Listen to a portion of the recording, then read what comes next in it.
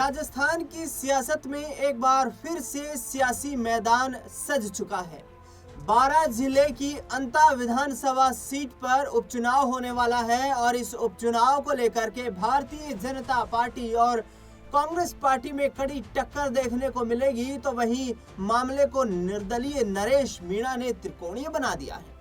इस विधानसभा उपचुनाव में एक तरफ कांग्रेस पार्टी सचिन पायलट की सियासी हैसियत का यहां सियासी लाभ उठाना चाहेगी, तो दूसरी ओर भारतीय जनता पार्टी में वसुंधरा राजे सिंधिया इस विधानसभा सीट के उपचुनाव पर अपनी ताकत झोंकना चाहेंगी, क्योंकि हाड़ौती रीजन की यह सीट है और हाड़ौती रीजन में वसुंधरा राजे सिंधिया का अच्छा खासा सियासी दबदबा माना जाता है।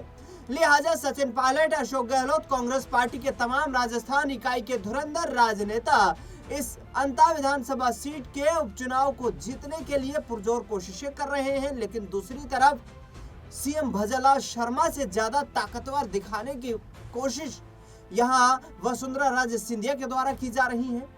वसुंधरा राजे सिंधिया से मुलाकात भी हुई राजनेताओं की, विशेष तौर पर स्थानीय पार्टी के नेताओं की, और टिकट को लेकर के लगातार सियासी सस्पेंस बना हुआ था। लेकिन मोरपाल सुमन को यहां से भारतीय जनता पार्टी ने चुनावी मैदान में उतारा है, तो वहीं प्रभुलाल भाया को यहां पर चुनावी मैदान में कांग्रेस पार्टी की तरफ से उतारा गया है।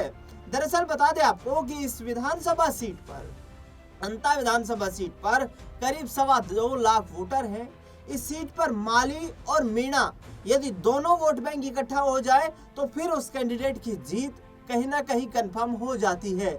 लेकिन एक तरफ सैनी समाज से ही चुनावी मैदान में उतारकर कांग्रेस पार्टी ने जो माली वोट बैंक है, सैनी वोट बैंक जो है, उसमें सेंध लगाने का प्रयास किया है। तो शहरी मतदाताओं को साधने के लिए मोरपाल सुमन को चुनावी मैदान में उतारा गया है। इससे पहले आपको बता दें कि स्थानीय और बाहरी नेताओं के बीच यहां पर भाजपा में एक दूसरे की टांग खिंचाई भी देखने को मिली थी, लेकिन अंतिम मोहर मोरपाल सुमन के नाम पर लगी है। अब यहां से कांग्रेस पार्टी, जो कि कहीं ना कहीं मीणा समुदाय और जो एससी समुदाय है, उसके बलबूते पर इस सीट को जीतने का प्रयास करती रही है, इस बार सैनी समुदाय से टिकट देकर कहीं ना कहीं मामले को और ज्यादा, इस चुनाव को और ज्यादा पेचीदा बना दिया है। और ये चुनाव इतना पेचीदा बन चुका है कि नरेश मीणा, जो कि मीणा समुदाय से आते हैं, उन्होंने निर्दलीय प्रत्याशी के रूप में नामांकन दाखिल किया है। ऐसे में अब कहीं ना कहीं जो मीणा वोट बैंक है उसमें भी बिखराव देखने को मिल सकता है। लेकिन भारतीय जनता पार्टी को इस विधानसभा सीट को जीतने के लिए कहीं ना कहीं वसुंधरा राजे सिंधिया के इर्द गिर्द ही घूमना पड़ेगा। मैंने आपको बताया कि जिस तरीके से अंता विधानसभा सीट पर प्रमोद जैन भाया चुनावी मैदान में है, तो दूसरी ओर प्रभुलाल सैनी, जो कि चुनाव के लिए लड़ने के लिए कहीं ना कहीं एक तरीके से जो वसुंधरा राजे सिंधिया से लगातार मुलाकातें कर रहे थे, लेकिन अब जो मोरपाल सुमन है उनको चुनावी मैदान में उतारा गया है।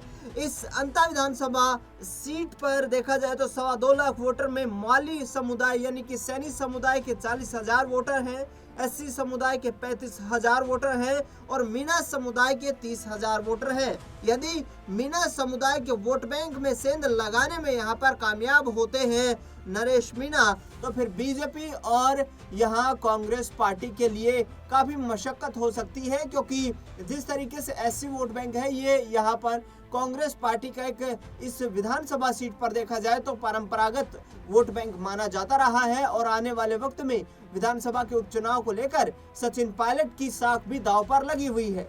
सचिन पायलट का ये हाड़ौती रीजन है और 12 झालावाड़ 12, जहां से जो वसुंधरा राजे सिंधिया के बेटे हैं दुष्यंत राजे, वो सांसद हैं। तो इस सीट को जीतकर कहीं ना कहीं भारतीय जनता पार्टी प्रदेश की राजनीति में अपना मजबूत दबदबा बनाए रखने की कोशिश करेगी।